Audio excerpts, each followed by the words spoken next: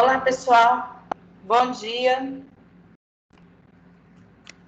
Apareçam aí para me dar bom dia. Bom dia, prof. Oi. Tudo bem com vocês? Bom dia. Bom dia. Bom dia. Bom dia. Ninguém vai aparecer aí, não? A situação de quarentena não permite, não. Não permite, Isso aí. não? Só a voz tá bom. Gente, vocês vêm para aula de pijama. Isso. Aqui em casa, minhas crianças até fazem aula de pijama, mas todo mundo tem que levantar, escovar os dentes, tomar café, pentear o cabelo, aí pode ficar de pijama mesmo. Em quarentena mais civilizado também, né? É. Bom, gente, mais um bom semestre, né? Sejam todos bem-vindos de volta, né?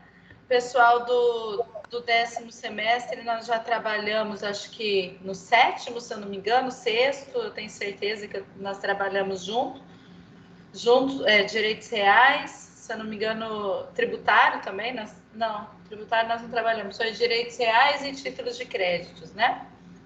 O pessoal do 7º, nós trabalhamos semestre passado, né, com direito tributário, e já tínhamos trabalhado, se eu não me engano, direito das coisas também, em um semestre anterior. Esse semestre nós vamos trabalhar, então, direito das sucessões, né, direito civil, sucessões. Eu informo a todos, né, que nós estamos sendo gravados, né, essa aula será publicada posteriormente para vocês. Infelizmente, ainda não foi possível, né, a gente acessar a aula diretamente do AVA, né, o que foi colocado que a gente faria e não deu certo ainda, mas acredito que em breve, né, que em breve a gente consiga usar esse sistema. Bom, é um semestre, né? Mais um semestre diferente. E o que eu peço para vocês é que participem, né? Participem das aulas, coloque dentro do possível, né? O dia que vocês puderem aparecer aí um pouquinho, não precisa ficar a aula toda com a câmera ligada, mas liguem as câmeras eventualmente. Nós vamos trabalhar também com algumas atividades para atividade parcial. Nós vamos trabalhar com trabalhos, né? Trabalhar com trabalhos ficou bom, mas trabalhar com algumas atividades para vocês falarem um pouco também, para não ficar só eu falando a aula toda, né? Acaba que fica bem estranho a gente ficar só olhando para a tela e falando. Nem tem hora que eu penso, será que alguém está ouvindo? Será que alguém está lá do outro lado? Então, assim, eu peço para vocês, à medida do possível, quem tiver dúvidas, pergunte, quem tiver alguma colocação, alguma consideração para fazer. Aqui está complicado, tá tanta fumaça. Eu estou com a janela fechada, com as portas fechadas, mas tem muita fumaça entrando aqui. Meu olho está ardendo, a garganta está ardendo, tá até difícil de falar. Estou olhando para lá, eu coloquei um fundo de água aqui, ó, para ver se muda um pouco a sensação, mas tá muita fumaça. Bom, mas como eu estava dizendo, que eu queria, né, pedir para vocês essa participação, né? Quem puder fazer algumas considerações, falando, acrescentando, porque a participação de vocês sempre enriquece, né, as nossas aulas, perguntando o que tiver dúvida, e quando vocês puderem, né, o dia que vocês pentearem o cabelo aí, vocês apareçam também, liga a câmera um pouquinho, para a gente poder se ver, para a gente poder interagir, para não ficar uma aula muito fria, né? Ficar só aqui olhando para a tela. Quando vocês aparecem, dá um incentivo, dá uma motivação maior para a gente na aula. Outro ponto importante nesse período, nesse sistema aqui diferenciado de aulas, já deve ter sido colocado para vocês, né, durante essa semana, a importância da gente estar realizando as atividades do portal. A nossa disciplina é uma disciplina híbrida, AMI. Então, a disciplina híbrida, ela é trabalhada, ela é de 60 horas, ela é trabalhada 40 horas com o professor e 20 horas AVA e 20 horas no portal. Então, é importante, né, que vocês realizem todas as atividades do portal para estar complementando esse ensino, para estar completando esse conteúdo. Quem já conseguiu ter acesso ao portal?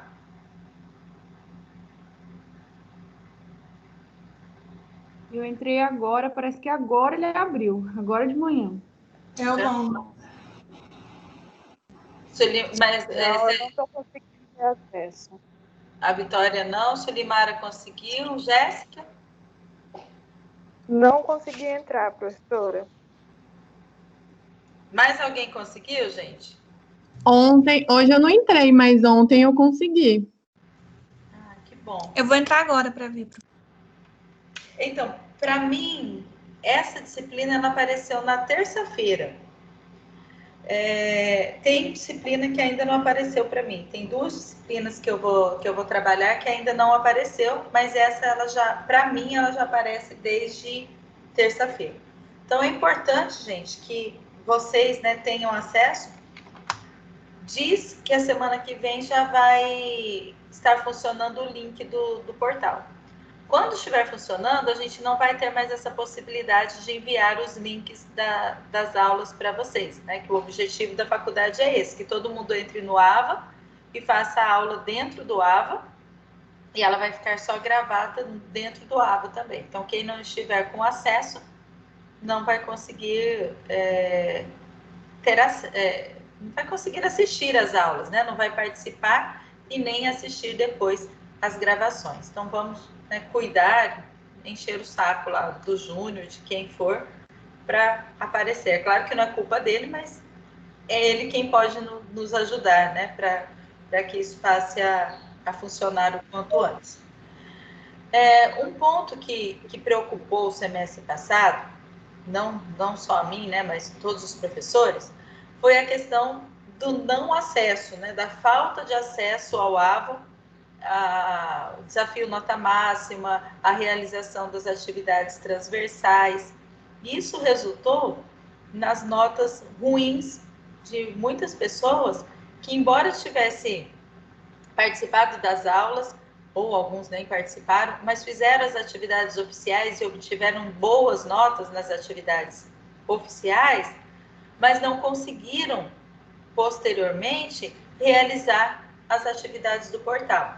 Então, você já sabe, né, o nosso sistema de avaliação continuada, que você não consegue, mesmo que você vá muito bem nas provas oficiais, você não consegue atingir a pontuação necessária só com as provas oficiais, mesmo que você tire a nota máxima, né, atinja a nota máxima, você precisa de outras atividades, seja de notas parciais ou das atividades transversais, né? Desafio nota máxima, os cursos livres, tem alguns cursos que são gratuitos e eles implicam em uma boa participação, né? E uma boa pontuação. Então, esse semestre será cobrado bastante de vocês essa questão da realização das atividades do AVA. A faculdade já estabeleceu, já informou para a gente que a cobrança será em relação à realização das atividades do AVA. Não só de vocês, né, mas eles cobram também de nós, professores, que a gente esteja alertando, que a gente esteja pedindo para fazer as atividades, que a gente esteja acompanhando vocês na realização dessas atividades. Oi? A senhora sabe alguma coisa a respeito das matérias HMI 2.5? HMI. Híbrida, né? Modelo institucional. Modelo institucional.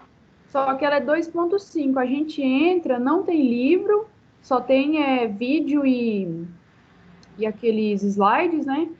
E tem vários negócios, assim, vários links falando que vai ter transmissão de aulas, mas você clica e não aparece nada.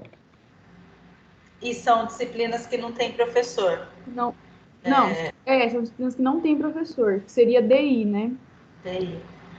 Olha, não falaram desse modelo, né, na nossa reunião. Mas eu acredito, o que falaram foi o seguinte, talvez seja essa disciplina, que as disciplinas interativas, as disciplinas à distância, né, elas teriam aulas transmitidas pelos tutores, né, aulas que ficariam gravadas ali para que todo mundo tivesse acesso. Então, acredito, não sei a nomenclatura, né, 2.5, mas acredito que seja isso, uma modificação das disciplinas à distância, né, de ensino, não é distância, é distância mesmo, ou é interativa, né? Interativa, faculdade fala. Então, as DIs, né, disciplinas interativas. Então, acredito que seja isso, uma mudança nas disciplinas interativas, mas o H, quando ele aparece, normalmente é porque ela é híbrida, né? E aí a híbrida, as outras, né? As minhas híbridas, todas têm professor em sala. Então, elas são HMP, que é híbrida modelo professor, e HMI, que é híbrida modelo institucional. Agora, a híbrida 2.5, eu acredito que seja a DI, mas com aulas transmitidas em determinados momentos.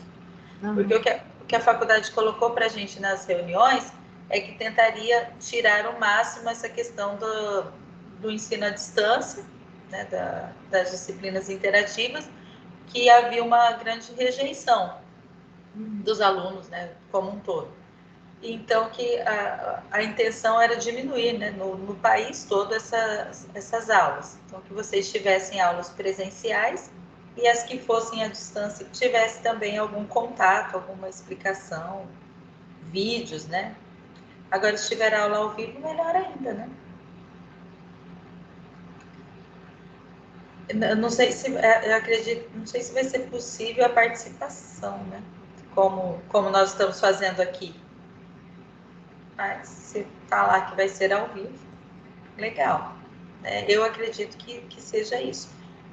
Mas alguém vai... Eu vou perguntar para o Júnior e na próxima aula eu converso, falo com vocês de novo sobre isso. Ok. Bom, gente, então, né, fica aí registrado a importância da participação, que vocês estejam sempre acessando o AVA. A nossa disciplina, ela é a MI, então já tem lá o livro texto. É um material, ele é um material simples, básico do direito sucessório, mas é um material bom, ele traz o arroz com feijão ali do direito sucessório, então a gente vai acrescentar algumas coisas, né, colocar alguns exemplos, alguns julgados, mas está bastante interessante. Então leiam, né, o livro antes da nossa aula, que aí você já vem sabendo, né, quais seriam as dúvidas, quais seriam os pontos mais importantes para a gente comentar, fazer as suas considerações. Oi? Para essa primeira aula não deu para a gente ler porque não estava aparecendo, né? Daí Apareceu hoje só. apareceu hoje, para alguns, né? Então, se vocês puderem, né, quem tiver a possibilidade, baixe o livro aí e dê uma olhadinha, que a gente vai, né, falando sobre ele, né? Então, se não deu para ler, se tiver o livro aí para acompanhar, é bom também. Até porque a gente vai fazer algumas atividades, né, do livro, vai estar comentando. Eu tenho ele aqui e eu vou compartilhar na tela, né, com vocês as questões ou alguns pontos que eu quiser chamar a atenção. Mas é interessante, né, que vocês tenham também o livro. Um ponto seria essa questão. Em relação à presença, né, nós não vamos registrar ausências no portal, faltas no portal dessas aulas que são remotas. Mas cada professor, eu, por exemplo, estou fazendo um acompanhamento e anotando quem são as pessoas que estão participando das aulas.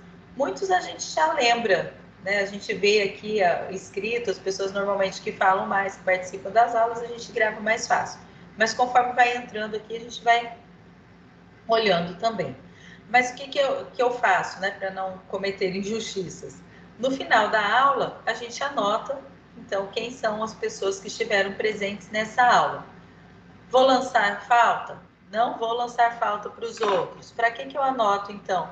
Controle meu, né? Um acompanhamento, para eu saber quem são as pessoas que estão conseguindo acompanhar as aulas e as pessoas que não estão conseguindo acompanhar as aulas. Até para a gente, às vezes a gente procura alguns, né, que não estão participando, pergunta por quê, se está tendo algum problema, se é questão de horário, se é questão de equipamento, para a gente tentar ajudar também, que na medida do possível, que todos estejam participando, né?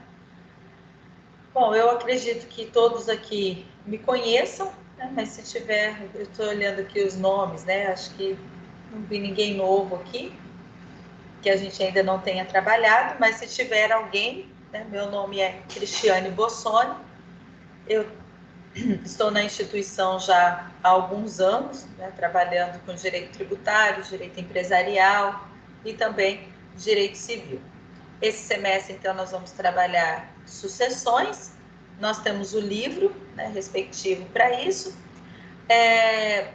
Outra coisa que eu esqueci de falar, durante as aulas, sempre a gente vai realizar algumas atividades.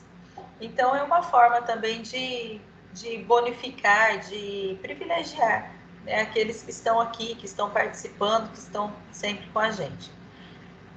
E a gente, como eu posso marcar dias para fazer atividade, mas eu não posso exigir que a atividade seja exclusivamente pela aula remota. Então, o que a gente faz? A gente prepara algumas atividades para realizar em aula e atribui pontos extras, pontos bônus para quem estiver participando, né? Porque existe a questão do equipamento, de algumas pessoas que não conseguem ter acesso em razão do material, ou em razão da internet. Ou, às vezes, você está acompanhando todas as aulas, né? No dia que a gente faz a atividade, a sua internet não funciona, né? Hoje, meu computador, por exemplo, não queria ligar. Ele ficou meia hora processando para depois ligar. Eu acordei de manhãzinha, fiz o que eu tinha que fazer, acabei de organizar o material, aí eu desliguei ele na sala para trazer para o quarto. A hora que eu desliguei, ele não ligava mais. Então, a gente entende, né, que esses equipamentos, às vezes, não depende de você e acaba que ele não funciona lá determinado dia. Então, por isso, para não prejudicar ninguém, as atividades realizadas durante, né, as aulas remotas, elas não farão parte da pontuação oficial ou da parcial, a não ser que a gente marque algum dia e aí tenha um plano B, uma segunda possibilidade para aqueles que não conseguirem acompanhar a aula. Mas essas atividades do dia a dia, né, em sala de aula, elas valem somente ponto extra, então que vai somar na sua nota. Semestre passado, teve alguns alunos que fizeram 4, 5, 6 atividades valendo pontos extras durante as aulas e acabou que nem precisava fazer a prova parcial, porque tinha tanto ponto extra que já dava a nota da prova parcial. Tá? Então, esse é o objetivo, talvez a gente consiga também, né? Acredito que a gente faça aqui também. Então, acho que os recados eram esses, e aí a gente passa, então, a falar, né, mais propriamente da nossa aula, da nossa disciplina. Quando nós falamos de direito sucessório, um ponto a ser levado em consideração é que é o último livro lá do Código Civil, né, que trata do direito civil, é o direito sucessório. Isso, né, quer dizer que ele vem já no final do estudo das disposições do Código Civil, porque requer conhecimento de outras áreas do direito civil. Para a gente falar, né, em direito sucessório, nós temos que ter estudado direito de família. Todo mundo, o sétimo também já estudou direito de família, né, gente? Sim? Eu fui pro 10º estudei, professor. Oi? 10º estudei. tá falhando o áudio, Vitória. Ai, desculpa, eu digo que eu sou do 10º semestre e já estudei família. Tá. Obrigada. Certo. Uhum. Então, requisito, né? O direito de família é requisito, porque o direito sucessório estabelece o quê? É a entrega do patrimônio do de cujos, né? De forma bem resumida, a entrega do patrimônio do de cujos aos seus sucessores, que, né, no direito brasileiro, corresponde aos seus familiares mais próximos. Então, como que eu vou falar, né, de familiares mais próximos, de quem tem direito a herdar, se eu não estudei o direito de família?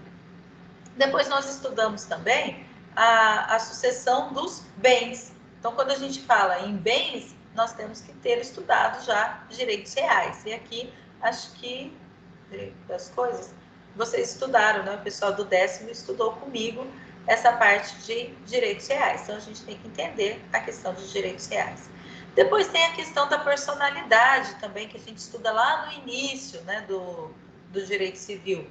A personalidade, quando que a pessoa adquire, né, a personalidade, se dá com o nascimento, capacidade civil, se bem que a capacidade civil ela não corresponde, ela não é a mesma em relação à capacidade sucessória, mas nós precisamos também entender de capacidade civil. Por exemplo, se eu não tenho capacidade civil, eu não posso fazer um testamento, eu não posso estabelecer o destino dos meus bens após a minha morte, se eu não tiver um testamento.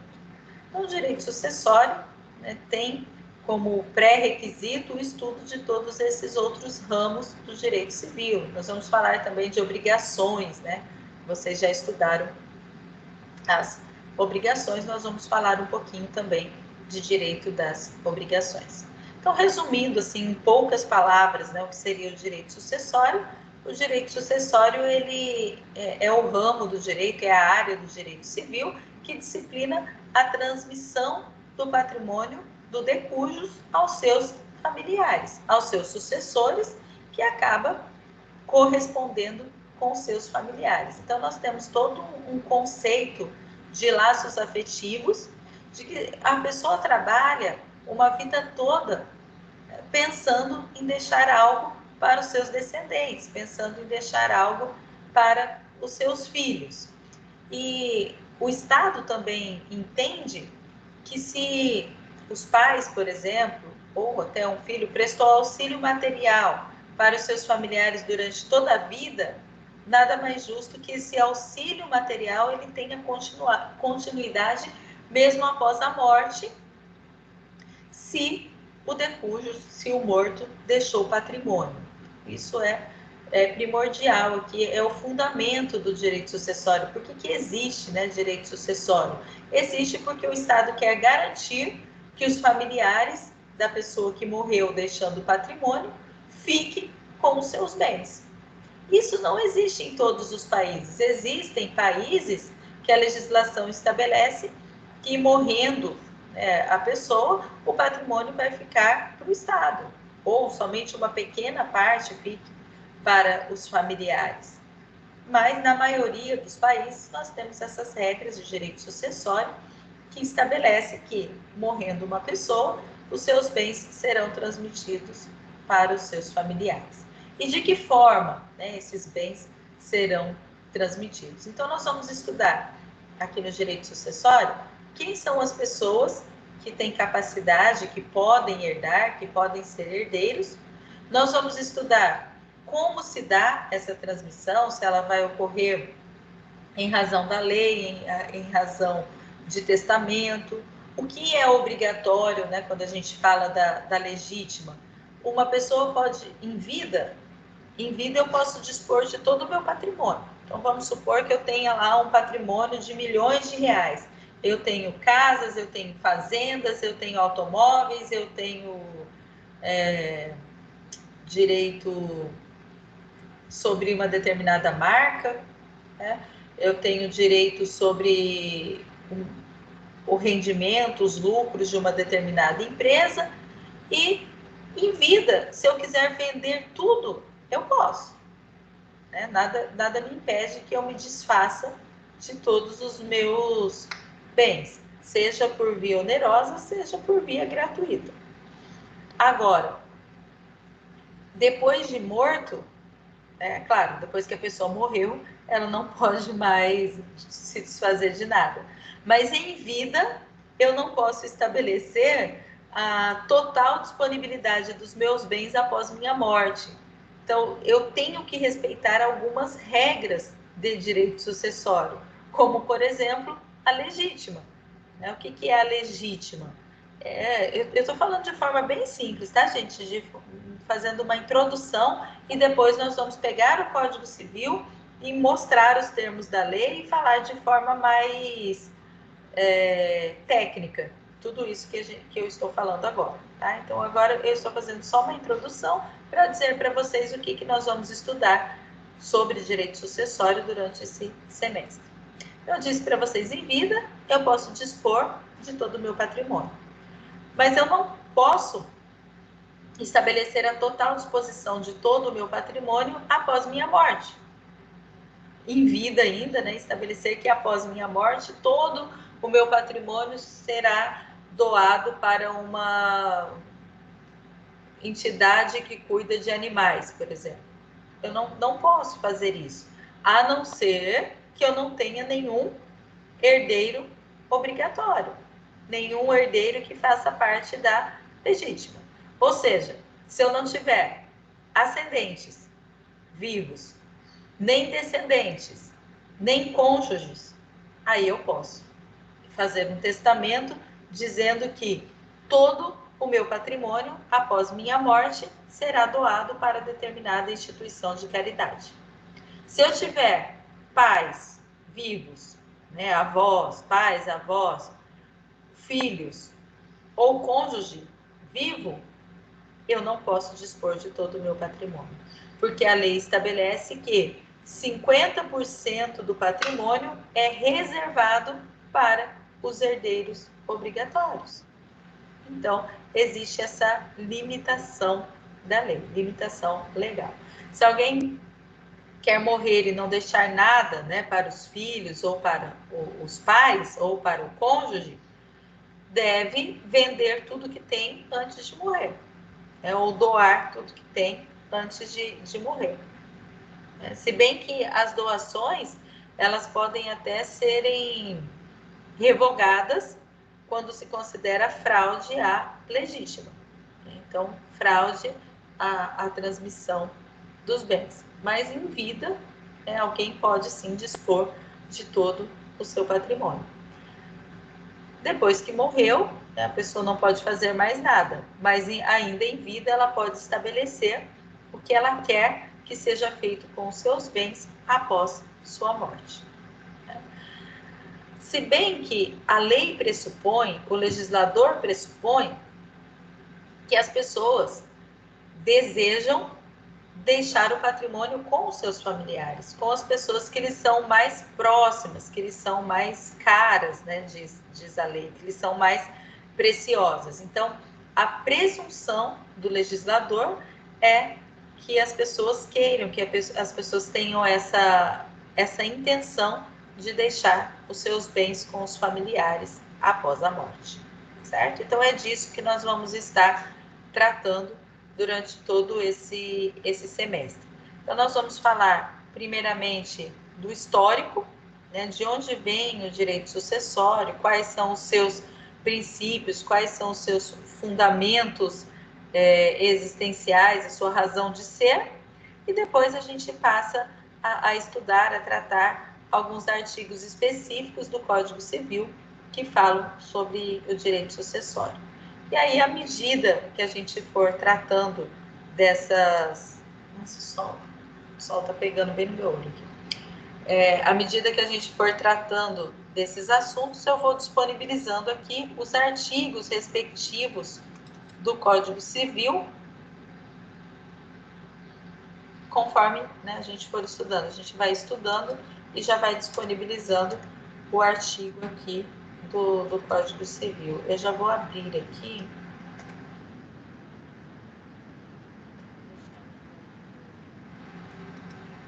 Aberto, para a gente fazer as pesquisas. Eu não sei se vocês têm o costume, eu gosto de, quando eu vou procurar a legislação, eu vou sempre no site do Planalto, porque quando tem alguma alteração... Professor, Oi? tem um aluno da nossa turma que está em espera. Sim, eu Tem como a vou... senhora...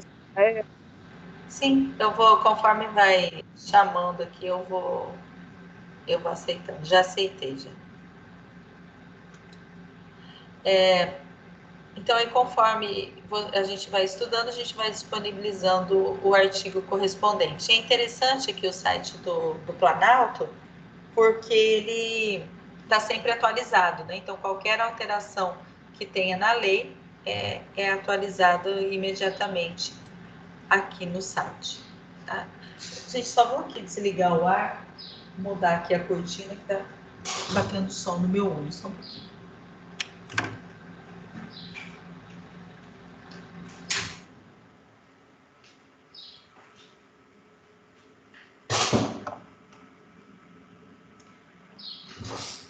Nossos estúdios são improvisados, então cada pouco a gente tem que mudar. Tem dia que eu tenho que mudar, tô na sala, tenho que ir pro quarto, tô no quarto, tenho que mudar de lugar. Mas aqui acho que a gente consegue. Só desliguei o ar para parar um pouco de ver se para de entrar fumaça e fechei a cortina aqui. Também é possível que durante a nossa aula, gente, as crianças apareçam por aqui, tá? Eu tô no meu quarto, mas às vezes eles precisam de ajuda, porque eles também estão tendo aula. Eu tô no meu quarto e eles estão na sala, tendo aula também online. Então, às vezes dá algum problema lá, cai a internet, ou eles saem da aula sem querer, aí eles aparecem por aqui, pedindo ajuda. Bom, então vamos lá ao direito sucessório. Então, as pessoas, né, em vida, todas as pessoas acabam ou trabalham, pelo menos, para que possam constituir um patrimônio, para que possa ter alguma coisa, né? A grande maioria das pessoas trabalha e visa e tem a intenção, pelo menos, de constituir um patrimônio, de adquirir bens. É certo que algumas acabam não constituindo, embora tenha esse objetivo, acabam não constituindo patrimônio. Aquelas pessoas que constituem um patrimônio com o seu trabalho, principalmente aquelas pessoas, né, que veem no seu patrimônio dias sem estar com a família, dias sem descanso, né, finais de semana trabalhado. Então, tem algumas pessoas que sabem exatamente qual foi o custo da aquisição daquele patrimônio. E essas pessoas sabem também que o destino de todo mundo, né, o que não dá para a gente fugir é a morte. Né? Nós nascemos, vivemos e morremos. E isso, por mais que seja um tabu e um assunto que a maioria das pessoas não gosta de ficar conversando sobre isso, é o fim natural da vida, né? Nós sabemos que é da nossa natureza que todo mundo que é vivo hoje, um dia não vai mais estar vivo, um dia vai morrer.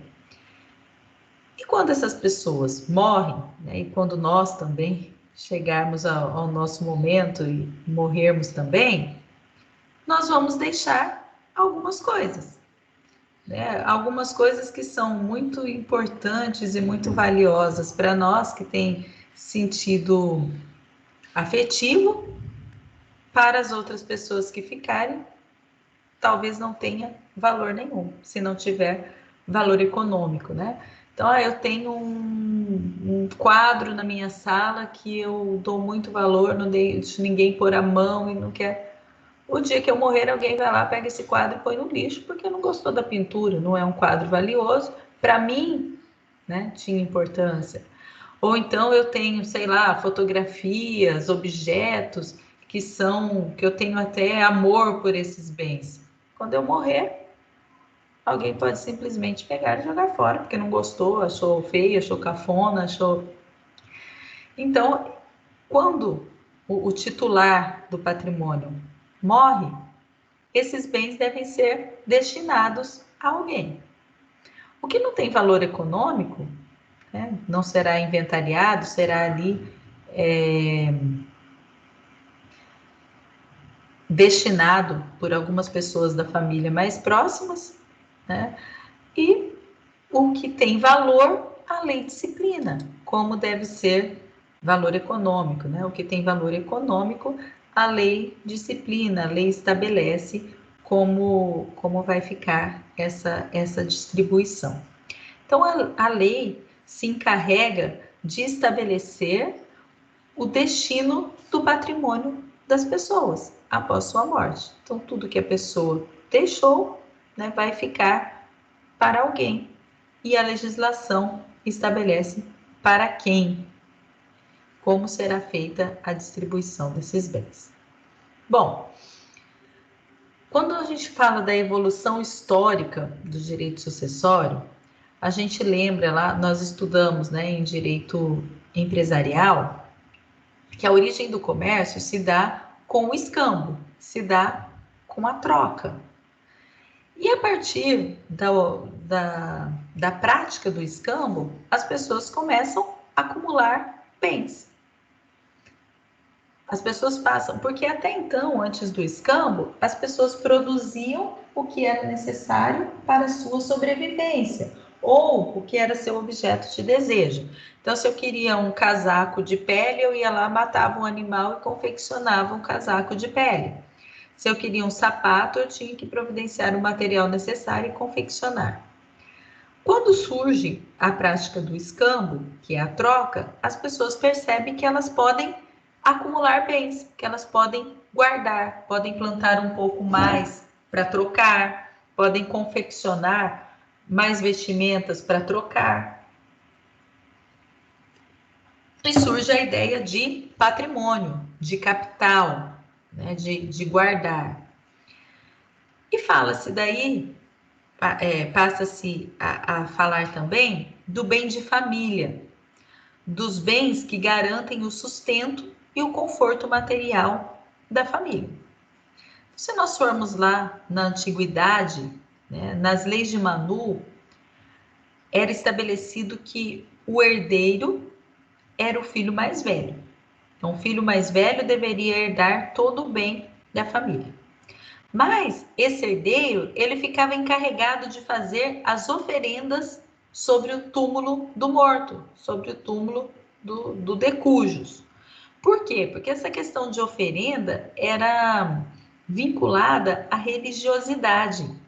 Então, era importante, acreditava-se, né, naquela época, na antiguidade, que se os mortos não fossem cultuados, eles não teriam direito à ressurreição, né? Ou eles ficariam fora da graça, da bênção de Deus. E a própria família também ficaria fora dessa graça. Eu já devo ter comentado com vocês que eu falo muito desse livro, A Cidade Antiga, do Fousteau de Coulanges. Eu li esse livro quando eu estava no primeiro semestre, no primeiro ano, né? Era primeiro ano de faculdade. O meu professor pediu que a gente lesse e fechasse o livro, e eu fiz isso, e me marcou muito esse livro, porque ele conta como surgiram as primeiras cidades e a questão da família, da força da família. As famílias, cada um tinha o seu Deus que eles cultuavam, e esse Deus muitas vezes era representado pelo fogo sagrado, que ficava lá no centro, no altar, no local destinado dentro de cada casa. Inclusive, se as pessoas tivessem dívidas, elas não poderiam perder as propriedades. Era melhor que se perdesse a vida, que fosse vendido como escravo ou que fosse determinado a morte do devedor, do que estabelecer a perda da propriedade, porque a família que perdesse a sua propriedade ficava desprotegido, ficava fora dessa graça, dessa bênção, dessa proteção divina, da divindade. E os mortos dessas famílias eram cultuados também como deuses, era como se eles se transformassem após a morte também em divindades. E quem recebia a herança, que cuidaria do patrimônio, essas pessoas deveriam cultuar os mortos para que esses mortos ascendentes dessem a proteção àquela família. Então, entendia-se que se esses mortos não fossem cultuados, não iria chover, por exemplo, na propriedade, a família não iria produzir alimento e iria morrer de fome. Eram algumas crenças, mas crenças que dão origem ao que nós temos hoje na lei, ao nosso direito de hoje. Bom, na Idade Média, com o feudalismo, a lei estabelecia que o senhor feudal assumia a herança do servo. Então, aqueles servos, aquelas pessoas que moravam nos feudos e que produziam bens, quando elas morriam, se elas tivessem acumulado, né, conseguido acumular alguns bens, esses bens seriam do senhor feudal. E esse senhor feudal, ele até poderia entregar os bens para a família posteriormente, desde que lhe pagassem pesados impostos. Então, desde aqui já se falava em tributação. Em Roma, na Roma antiga, né, no Império Romano, tinha-se somente a sucessão em linha masculina. Então, os filhos homens eram herdeiros e as filhas mulheres estavam excluídas da sucessão. Porque acreditava-se que a filha mulher, quando ela se casava, ela abandonava a família e passava a pertencer à família do marido, que iria cuidar dela, que iria prover o patrimônio, que iria prover o sustento e o alimento. Então, as mulheres ficavam excluídas dessa linha de sucessão. E os cônjuges também não herdavam. Então, se o marido morresse, a mulher, ela não herdava. Por que ela não herdava? Porque considerava-se que elas não tinham capacidade suficiente para isso, que só os homens tinham capacidade para gerir os bens, e as mulheres deveriam sempre ser cuidadas por alguma família, ou pela sua família, ou pela família do marido. E, inclusive, depois de um determinado período em Roma, começa-se a admitir que as mulheres herdassem, mas desde que tivesse um homem para gerir o patrimônio. Então, é como se nós, né, mulheres, fôssemos mesmo incapazes de cuidar de bens, de cuidar de patrimônio. Bom, o artigo 603 do Código Civil, 1603 do Código Civil de 1916, né, agora demos um pulo aqui, estamos na história bem mais recente, já estamos agora no Brasil, nosso Código Civil de 1916. Esse código estabelecia que o cônjuge sobrevivente herdaria em terceiro lugar na ausência de descendentes ou ascendentes. Então, em um primeiro momento, exclui-se no Brasil o cônjuge dessa linha sucessória. Então, o cônjuge não herdava no Código Civil de 1916, cônjuge não herdava. Depois, inclui-se essa possibilidade do cônjuge sobrevivente herdar em terceiro lugar. Então, como em terceiro lugar? Somente se não houvesse ascendentes e nem descendentes, o cônjuge poderia herdar, né? E como que isso é tratado hoje no Código Civil atual? Então, nós vamos ver daqui a pouco que hoje o cônjuge é herdeiro, sim. O cônjuge pode herdar, inclusive o cônjuge é herdeiro necessário, é herdeiro obrigatório perante a lei. Até 1977, no Brasil, as pessoas não podiam divorciar. Então, o marco histórico aí de 1977 em relação ao direito de família é a lei do divórcio. Então, até 77 existia desquite, né? Vocês já ouviram falar desquite? Ah, fulano é desquitado, né? Na verdade, esse termo ele é de 40 anos atrás aí. Por quê? até 77, existia o desquite, que era a autorização de separação de corpos, né? Admitia que as pessoas se separassem, mas não dissolvia o vínculo matrimonial e não estabelecia uma nova possibilidade, né, de casamento, a possibilidade de uma outra união matrimonial. As pessoas estavam autorizadas a viverem longe, né, uma das outras, porém, né, portanto, não poderiam se casar novamente. Esse vínculo matrimonial, ele não se dissolvia. Então, esse era o desquite. E daí, em 1977, surge o divórcio, que é um instituto que coloca fim ao matrimônio, que coloca fim ao casamento, que dissolve o vínculo conjugal. Porém, até 2002, como que funcionava o divórcio no Brasil? O divórcio era uma segunda etapa depois da separação judicial. O casal que quisesse se separar, se divorciar, ele precisava obrigatoriamente se separar judicialmente, o que não dissolvia o vínculo matrimonial, para depois fazer o divórcio. Existia, assim, uma possibilidade de divórcio direto, que era, eu não lembro exatamente os requisitos, mas a pessoa tinha que estar separada de fato há mais de um ano, ter ficado casado há tanto tempo. Então, tinha a possibilidade do divórcio direto, mas ela era uma possibilidade mais rara, e somente se fosse também consensual. Se fosse litigioso, obrigatoriamente seria separação judicial. Aí, depois da separação judicial, depois do prazo de um ano da separação judicial, os cônjuges entravam com um pedido e o juiz convertia essa separação judicial em divórcio. Aí, depois de 2002, o Código Civil mudou, né, e trouxe a possibilidade do divórcio direto, e as pessoas não precisam mais se submeter a essa situação. Mas por que eu estou falando disso, né? Porque isso tem uma influência muito grande no direito sucessório. Porque se não existia divórcio e o vínculo matrimonial não se dissolvia, né, o cônjuge não deixaria de ser herdeiro de acordo com o nosso sistema hoje.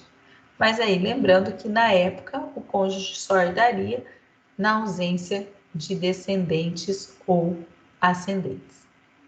Bom, em 88, a Constituição traz um novo conselho, um novo conceito de família.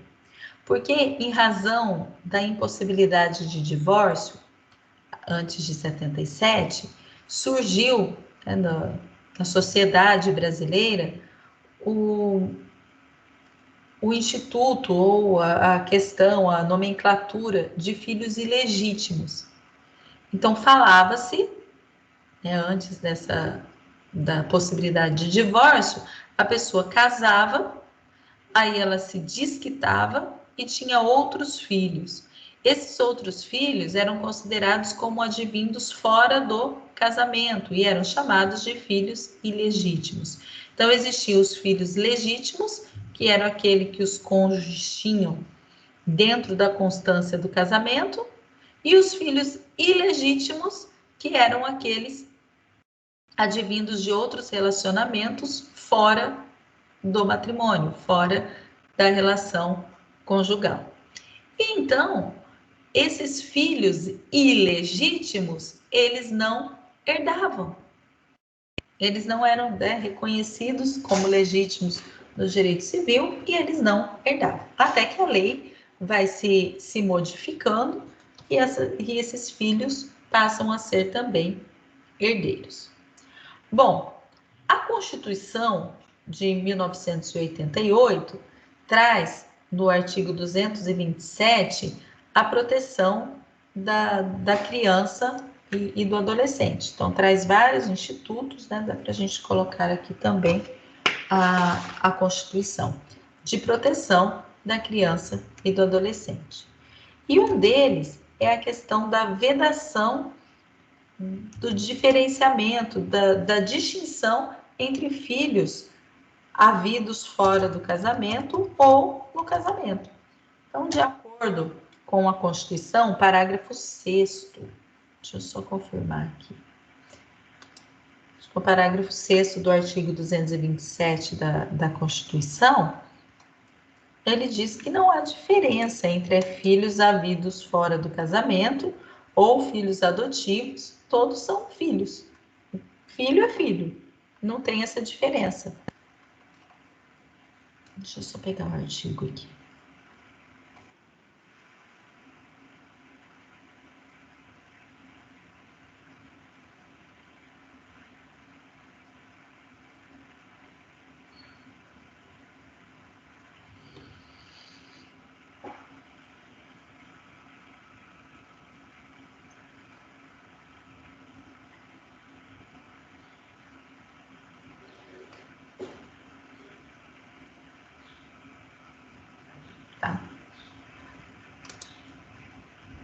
Eu vou compartilhar com vocês aqui a minha tela, que está com o texto da Constituição.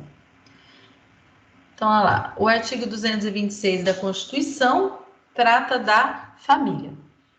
Então, a família é a base da sociedade e tem especial proteção do Estado. O casamento civil é gratuito a celebração. O casamento religioso tem efeito civil nos termos da lei.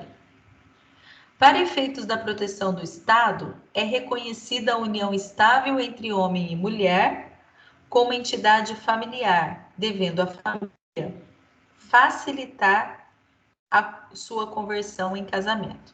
Então, aqui esse instituto já é uma inovação, porque ele reconhece a união estável como casamento, como é reconhecido a união estável entre homem e mulher como entidade familiar. E a partir daqui, a lei civil estabelece que tem os mesmos efeitos do casamento, a união estável. Então, uma vez comprovada a união estável para direito sucessório, para direito previdenciário ou para o direito, existe essa reciprocidade, atribui-se os mesmos efeitos do casamento à união estável. E só lembrando, que a Constituição fala aqui, união entre homem e mulher, e hoje o STF já entende que há uma adequação aqui nesse parágrafo 3º, que a união estável pode ser entre pessoas do mesmo sexo, pode ser reconhecida, inclusive essas pessoas podem se casar. Parágrafo 4º, entende-se também como entidade familiar a comunidade formada por qualquer dos pais e seus descendentes. Então, não precisa ser pai e mãe, pode ser um pai e um filho, uma mãe e um filho. Os direitos e deveres referentes à sociedade conjugal são exercidos igualmente pelo homem e pela mulher. Então, lembra que a gente falava, anteriormente, o código anterior falava em pátrio poder. Hoje nós falamos em poder familiar, porque os direitos e deveres da sociedade conjugal são exercidos igualmente por homens e mulheres, Não existe diferença. Então, não tem porquê a gente falar em pátrio poder. Só lembrando que esse termo, ele vem lá do direito romano, do pater familia, pater familia, que era a pessoa que tinha total poder dentro da entidade familiar. Tinha, inclusive, poder sobre a vida e a morte dos filhos e do cônjuge, dos escravos que pertenciam à família. Aí o parágrafo 6º do artigo 226 da Constituição dizia o seguinte: o casamento civil pode ser dissolvido pelo divórcio, após prévia separação judicial, por mais de 1 ano, nos casos expressos em lei, ou comprovada a separação de fato por mais de 2 anos. Então, era isso que eu estava mencionando, dizendo para vocês. Observem que somente em 2010 embora o Código Civil tenha sido alterado em 2002, somente em 2010 é modificada a redação da Constituição pela emenda 66, que estabelece o seguinte: o casamento civil pode ser dissolvido pelo divórcio. Então, olha como que é lenta, né, a mudança da lei. Então, nós estamos falando disso porque o direito sucessório está estritamente ligado ao direito de família.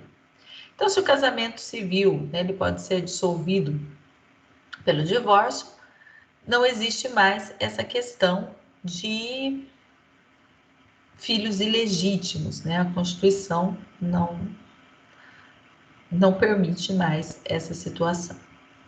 Parágrafo 7º, fundado nos princípios da dignidade da pessoa humana e da paternidade responsável, o planejamento familiar é livre decisão do casal, competindo ao Estado proporcionar recursos educacionais e científicos para o exercício desse direito, vedada qualquer forma coercitiva por parte de instituições oficiais ou privadas. Então, no Brasil, não é possível ter aquele controle de natalidade que existe em alguns outros países, como a China, por exemplo, né, que as pessoas não podem ter mais de um filho ou mais de 2 filhos, isso é vedado pelo Estado.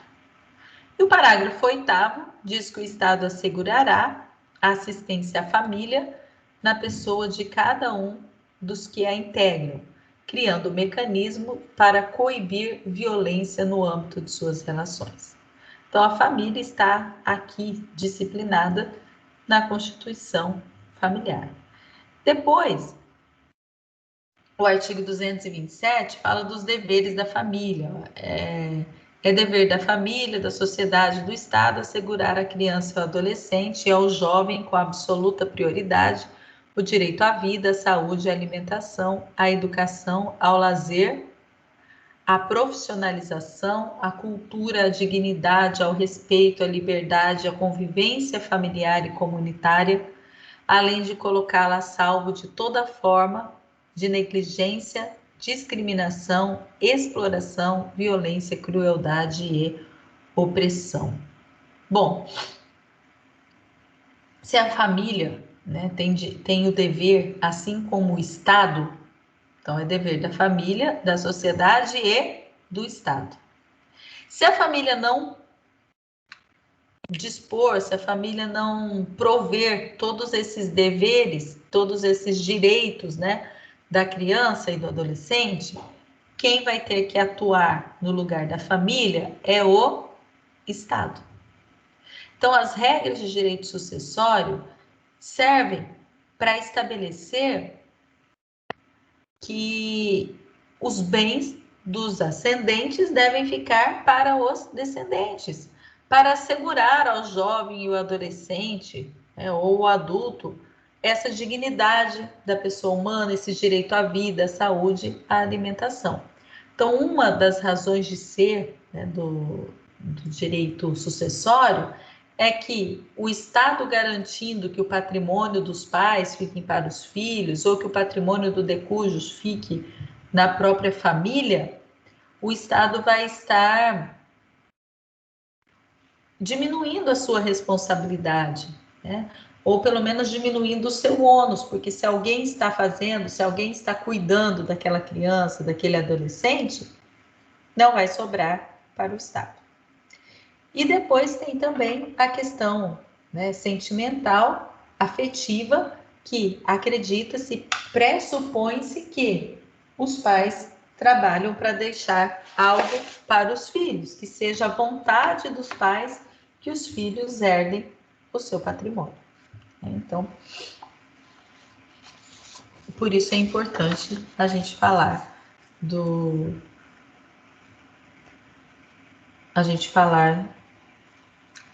direito de família.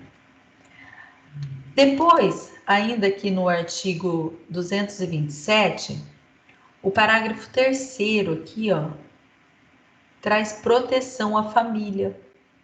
Também trata aqui, ó, o direito à proteção especial abrangerá os seguintes aspectos. Então, aqui está falando, ó, o dever da família e a proteção da família.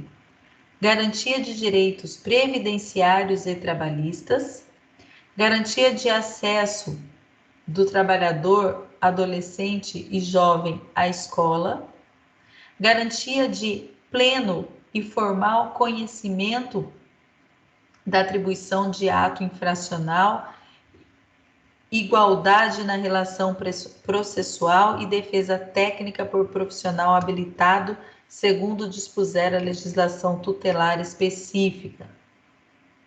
Obediência aos princípios da brevidade, excepcionalidade e respeito à condição peculiar da pessoa em desenvolvimento, quando da aplicação de qualquer medida privativa de liberdade. Então, estímulo do poder público através da assistência jurídica, tal, incentivos fiscais. Então, aqui algumas regras, né, de proteção à família. Bom, e aí a gente volta, então, lá para o Código Civil, né, e vê o que o Código Civil estabelece sobre a família, quais são as regras, né, que também falam desse direito da família, mas que estão no Código Civil. Aparece aí o Código Civil para vocês ou continua aparecendo a Constituição? Aparece o Código Civil, prof. Ah, tá, obrigada. Professora, eu não estou enxergando você, na verdade. Eu fechei minha câmera agora. Ah, tá, entendi. Vocês não aparecem aqui, eu também não vou aparecer mais. A senhora trabalha com reciprocidade? Não, já apareço de novo. É porque estava pegando sol no meu rosto aqui, eu tive que mudar. Ó. Na hora que mudar aqui, eu volto. Estou procurando o artigo. O artigo 1830, que fala dessa questão da sucessão do cônjuge, que eu estava falando para vocês, que o cônjuge não herdava, depois ele passa a ser herdeiro. E aqui o artigo 1830 do Código Civil estabelece assim, ó. Somente é reconhecido direito sucessório ao cônjuge sobrevivente se ao tempo da morte do outro não estavam separados judicialmente, nem separados de fato há mais de 2 anos, salvo prova, nesse caso, de que essa convivência se tornara impossível sem culpa do sobrevivente. Então, aqui já aparece, né, essa possibilidade do cônjuge ser sucessor, do cônjuge herdar, do cônjuge ser herdeiro. Lembrando, né, que até então não falava-se a lei não falava dessa possibilidade do cônjuge ser herdeiro. Então, qual é o cônjuge vai herdar desde que ele não esteja separado judicialmente ou não esteja separado de fato há mais de 2 anos. Só que essa questão do não estar separado de fato há mais de 2 anos, ela é bastante relativa, porque como provar isso, né? Como provar que o cônjuge não está separado de fato? Vai provar se ele estiver convivendo com o outro, né? Então, às vezes, o que acontece? As pessoas se separam, não dão andamento à separação judicial, ao divórcio, elas simplesmente saem de casa, um sai da casa, ficam morando separadamente e dão continuidade à sua vida. Aí passa um tempo, passam a viver com outras pessoas, constituem outras famílias, mas não dissolvem o vínculo matrimonial que ficou lá atrás. Então, quando fica separado de fato, só ficar separado de fato, mesmo que fique vários anos, e depois o cônjuge vem a falecer, o outro pode herdar, porque não vai haver uma prova dessa separação de fato. Só vai haver essa prova se interessar a alguém, a um ascendente, a um descendente, quer dizer, olha, eles estão casados no papel, mas já vivem separados há 10 anos. Então, aí vai ser excluído esse direito sucessório.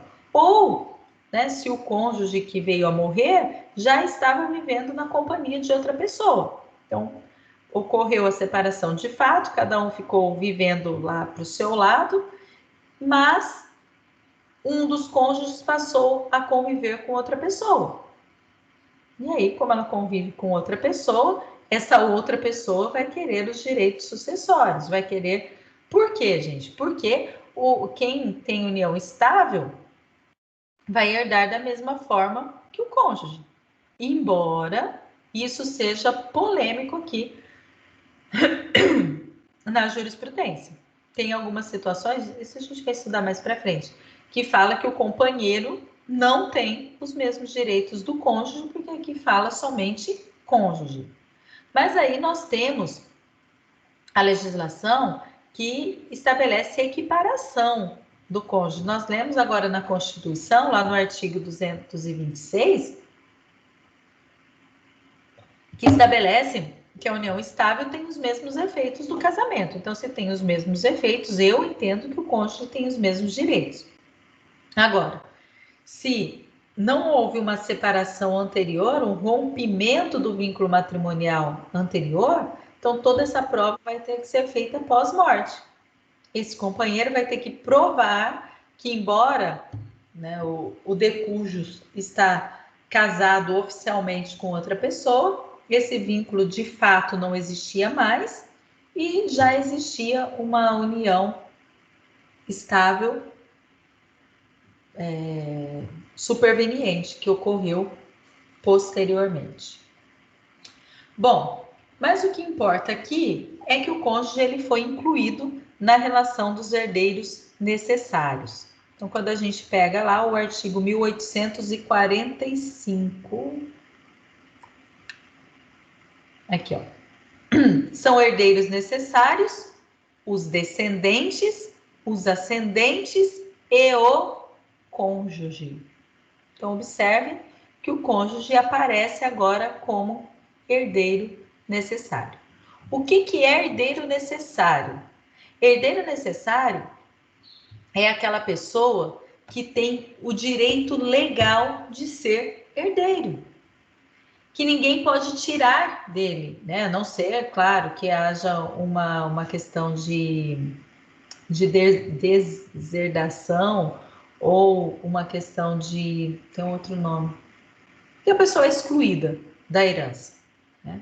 Mas em um primeiro momento, não pode ser tirado do cônjuge o seu direito a herdar, nem pelo outro cônjuge, né? Nem pelo outro cônjuge. Então, se um dos cônjuges quiser fazer um testamento dizendo que o seu cônjuge não é seu herdeiro, não vai herdar nada caso ele venha a morrer, ele não pode. Por quê? Porque o cônjuge é herdeiro necessário.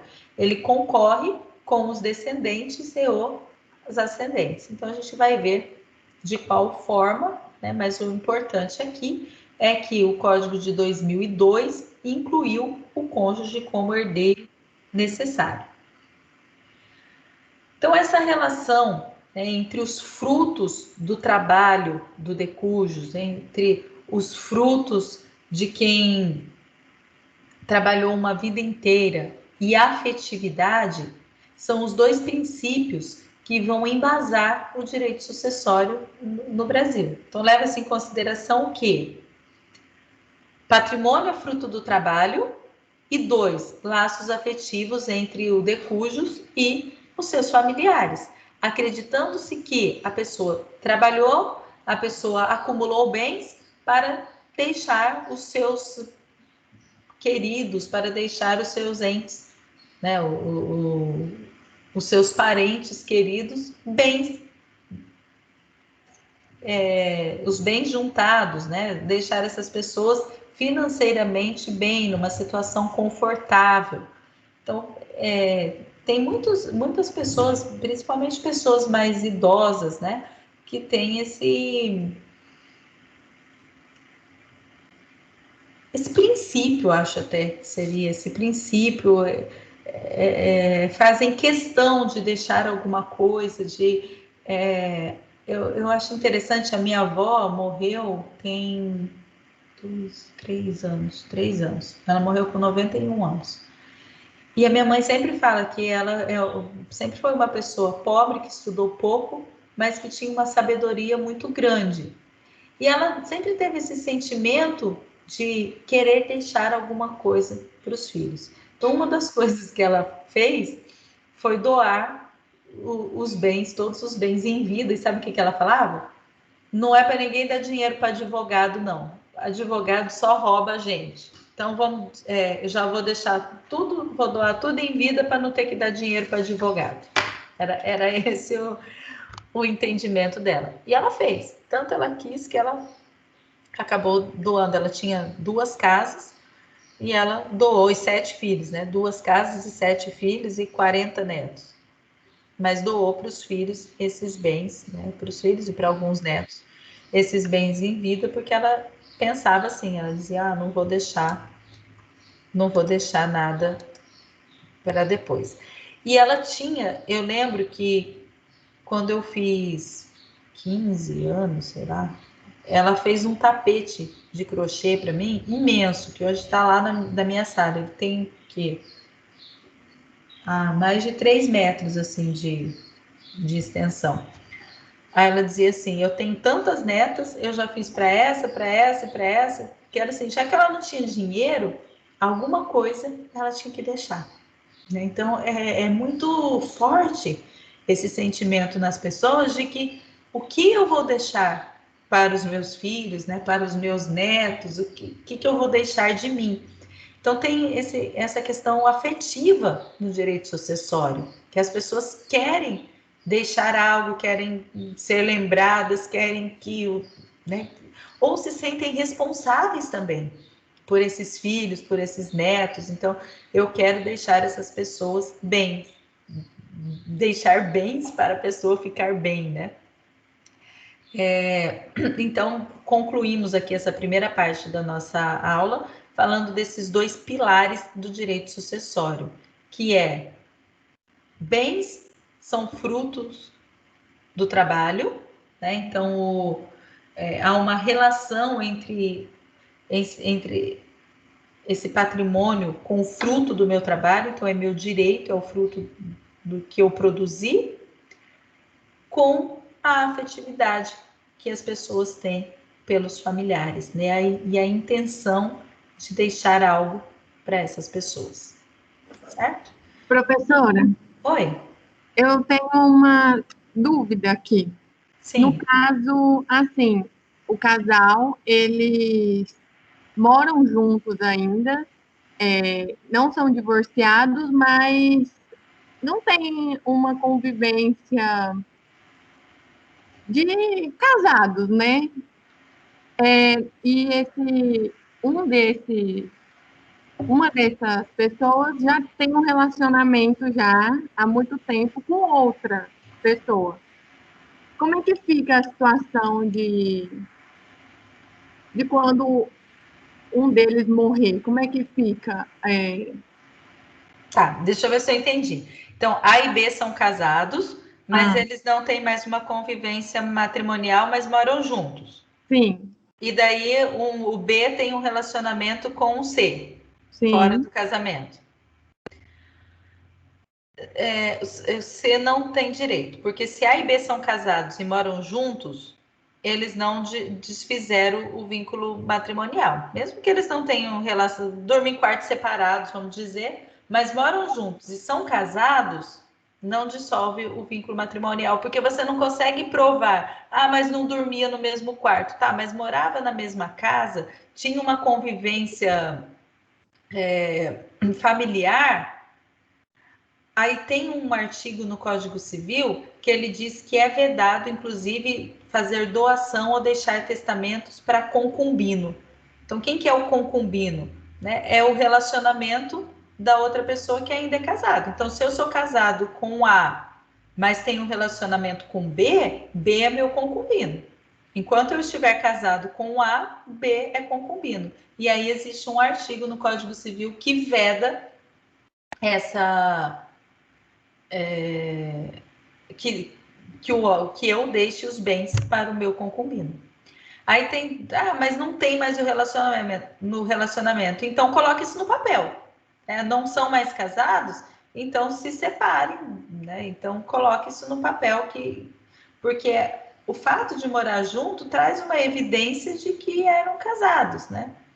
Aí tem a questão da prova, mas o que leva uma pessoa que não é mais casado comigo ficar morando na mesma casa que eu se ele tem um relacionamento com outra pessoa?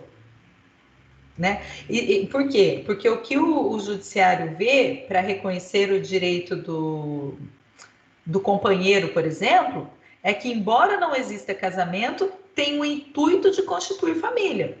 Às vezes eu não sou casada, né? Eu moro com alguém, não sou casada no papel, mas eu tenho o intuito de constituir família. Eu estou morando com a pessoa, eu tenho filhos com essa pessoa, eu compartilho a minha vida com essa pessoa, então eu tenho o intuito de ter uma família com ela.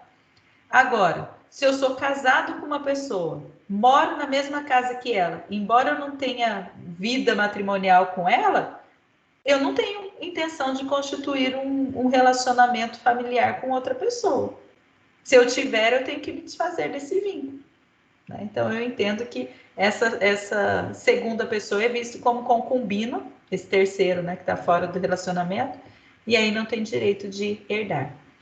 Tem na jurisprudência situação de que a amante herda? Tem.